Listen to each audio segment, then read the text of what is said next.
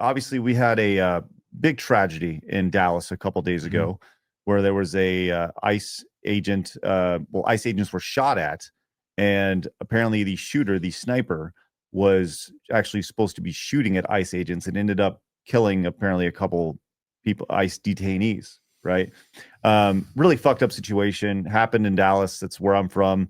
I drive by that place, anytime I go downtown. It's there.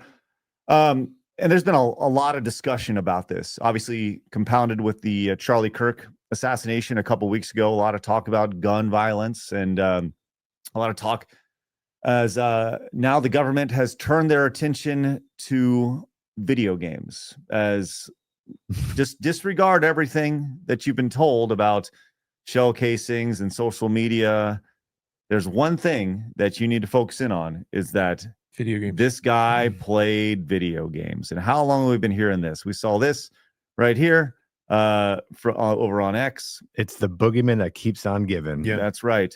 Julian Kayam explains to NPR how the recent attempted killer of ICE agents had no discernible political identity, okay, and was radicalized on literally incomprehensible websites like Halo and Steam. Sorry, I had a hard time reading that because it's a hard time to comprehend what she's trying to say. Yeah, I love how people are radicalized by Halo. Yes.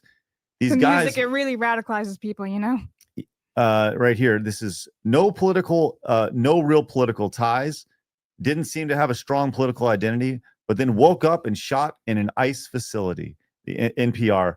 Is this a thing that happens a lot? Someone who doesn't seem all that political pulls a political cause seemingly out of there on and off the internet. These guys were living in a culture that we're not, that people are not experiencing. It's sites like Halo and Steam. The game launcher, Steam. Just to be clear. I like how they call it sites. Yeah, yes, of course. So the argument is that video games are bad, but we're gonna go and call Halo a site. They have no fucking idea what we're talking about. Halo.com. Yeah, Halo.com, everybody, .org. Halo, if you recall, is one of the. So it's Halo and then the entirety of gaming, right? It's just it's Halo and then all games. Halo is all of the gaming, like all the Jedi. Oh gosh. Well, we had Don't this Disney Star Wars me, please. We had this from New York Post pointing. They said anti-ICE gunman Joshua Johns spent 17,500 hours playing violent video games, including right before the shooting here. He played Team Fortress 2 and Left 4 Dead and Rust right here. So you were saying before he needs to get those. Those are rookie numbers, man. You got those numbers. Dude, 17,000 hours. Come on, I got that in. I hope he modded Left 4 Dead too. There's a lot of fun mods in there. I'll be honest with. Never mind. I was gonna make a joke South Pocket. I stopped myself. I heartbreak myself right there.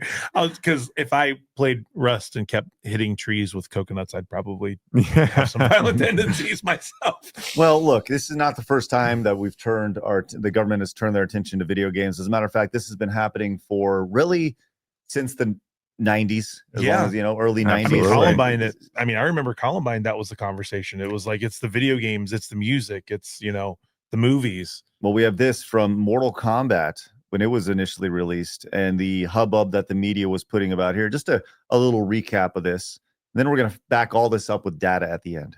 A fantasy martial arts game, as some parents think is just too violent for their kids. Carol Lynn joins us live now from Northridge with more on that story. Carol? Here it is, Bob, behind me. It's called Mortal Kombat. We're going to talk to Aaron Brandis here about the game. Aaron, how does it work? Well, basically, you pick a couple characters, you do maneuvers on the joysticks and buttons, you do moves, and then what are you trying to get to? Fatality? Nah, there's a master guy you got to beat at the end. Fatalities are just what happens if you're really brutal to your opponent. You get an opponent, you can rip off his head or something like that. Sounds like a pretty thrilling game, and this is the kind of violence that critics are pretty worried about. Toasty. Cold-blooded murder is making Mortal Kombat the most popular video game in history. Kids relish their victory and their bloody choice. Should they pull out their opponent's heart? or simply rip his head off just to see his spinal cord dangle in a pool of blood. How do you feel about cutting his head off? Fun. After a 10 What is that? Good. Fun. That's Fun.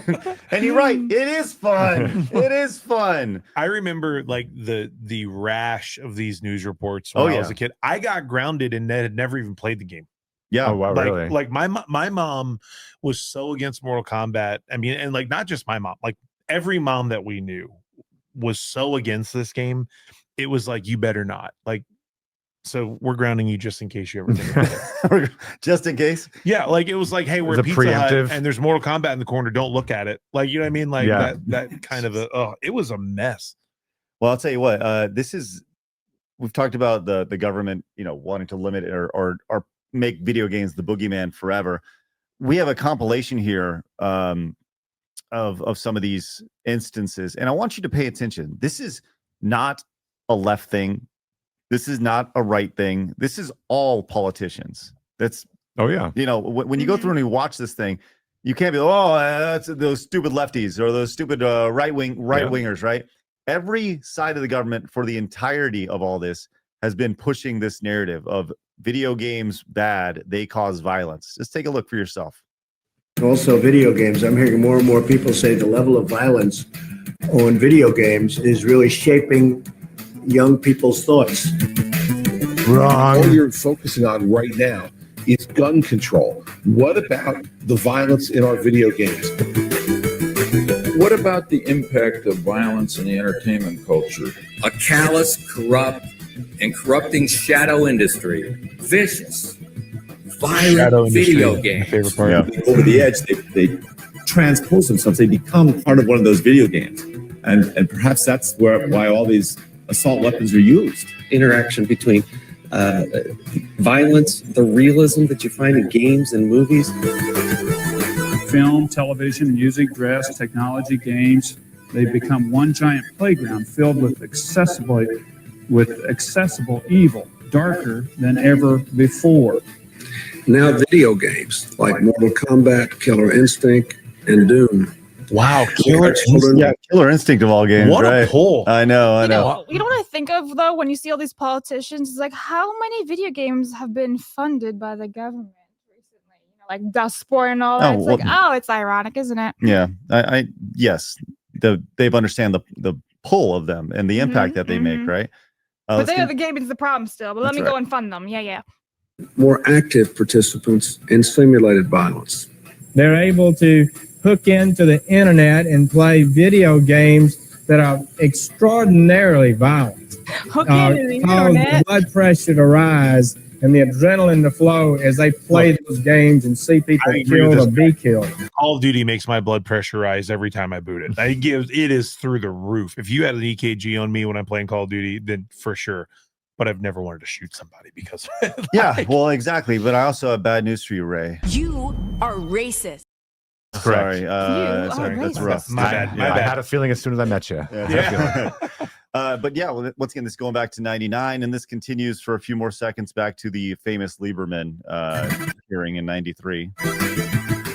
It isn't making a game and selling it that encourages a kid to point a gun at a television set, encouraging criminality. I mean, we're all aware of this incredible outbreak of gun violence. So there we go. Right. Blabs, when you see the bright blue I laughed, dude. Did you see us giggling? I was like, look at that. He's like, look at this again. First of all, terrible trigger discipline. Yeah, very bad. Never held a firearm for sure. Just waving it around. This is not an abnormal thing. We all understand that. But we did a little digging here and asked Blabs and Phoenix to put this together. And to their credit, they did this morning, which was great.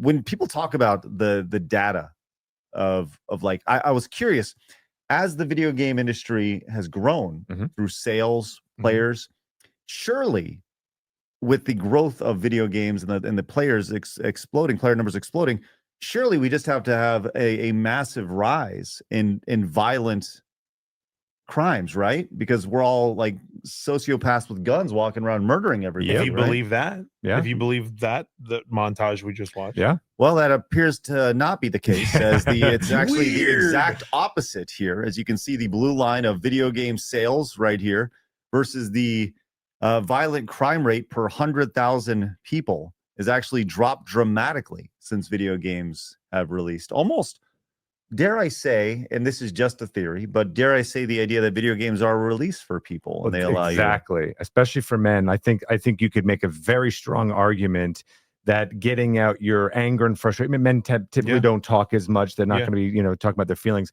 So to just pummel someone in a video game and get that little anger out there is therapeutic, arguably. Could not agree with you more. I think the thing to me, like, we can talk about the violence in games and whatever those things are, but like the majority of us that are playing the quote unquote violent games are playing them because they're competitive, not because they're violent. Yeah. Because I haven't been able to compete in football since I was in high school. Like I need an outlet to get my competitive nature out. And the older you get, and I think it's so funny because people act like games are only for kids, but like, I work a 40, 60, 80 hour week, depending on what's going on in my week and what my travel schedule is.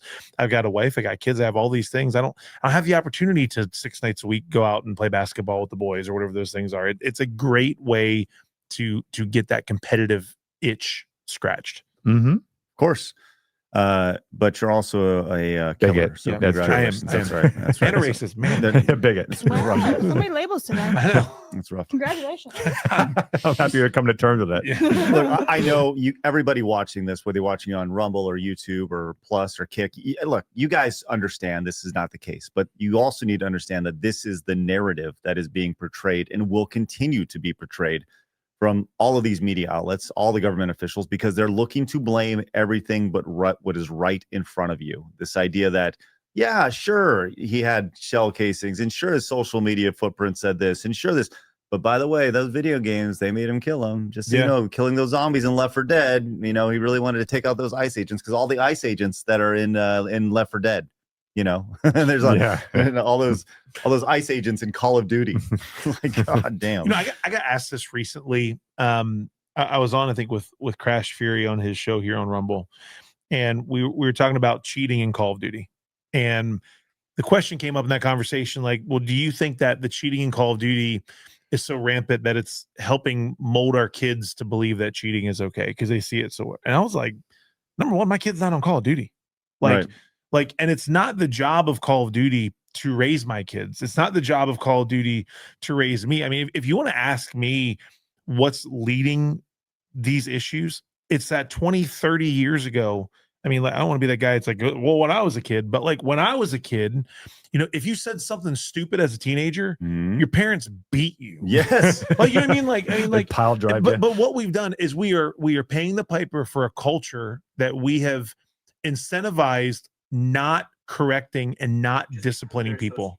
We have a culture of undisciplined people that have never understood the consequences of their actions, because from the time that they were 2 years old to now, every time they've ever done anything wrong, it's been the job of the parent in our culture to say, oh, it's not your fault, it's someone else that did this. And to me, it's parenting, it's family dynamic, it's the societal understanding that we just make excuses for everything instead of taking accountability for anything. If there's one thing that I am trying so desperately with my 13-year-old son to instill in him, is that, dude, you're gonna mess up, and when you mess up, own it and fix amen. it. Like this whole idea, like, that's what leads to this stuff. I mean, and you could point at the parents too, like, I think if you got like a 2-year-old, 3-year-old in a Call of Duty lobby, that's inappropriate for so many reasons. I can't even count them. Yeah. But like a 2 or 3-year-old, Jesus, dude, I'm telling you, I've seen their videos. You go to TikTok right now, you'll see kids that are younger than 5 playing Call of Duty with their dads, and it's like there's just certain things that we have let go so far gone in our culture, that like we can point at everything. We can say it's movies, we can say it's music, we can say it's video games, we can say it's steroids and food. Like, I mean, we could list all these things, right? But at the end of the day, we also live in a culture that tries to tell everyone they're right when they're wrong. There is no accountability. You know, I don't know if you know this about there's actually an update to the ESRB. It's the game is no longer M for mature or T for teen. It's actually T for toddler when it comes to Call of Duty. Love so that. yeah, Then they, they're nailing it. That's right. Perfect. Do you have common sense? Well, if you did, you'd hit the subscribe button right here.